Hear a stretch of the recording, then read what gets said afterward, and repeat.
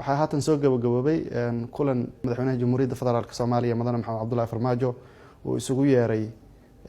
hay'adaha amniga iyo wasaaradaha ka shaqeeya iyo sidoo kale gudiyadii loo xil saaray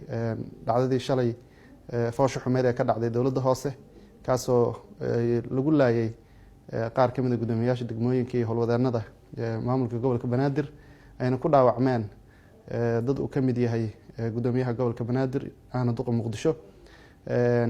madaxweynuhu warbixinada markuu ka dhageystay kadib waxaa lala wadaagay oo si gaar ah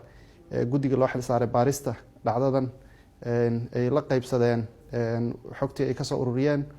iyo meesha ay marsiinayaan dadka loo xiray ilaa hadda raadadka waxyaabihii dhacay oo weli baaris dheeri ay ku socoto bulshadana ay la wadaagi doonaan hay-adahaas markii ay soo dhameeyaan baaritaanadaas ay wadaan ugu dambeyntiina madaxweynaha Jamhuuriyadda Federaalka Soomaaliya wuxuu faray xukuumadda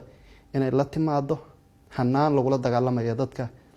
gacanta siiya argagixisada iyo ficladooda guracan kuwa dhaqaalaha ku bixiya kuwa xogaha siiya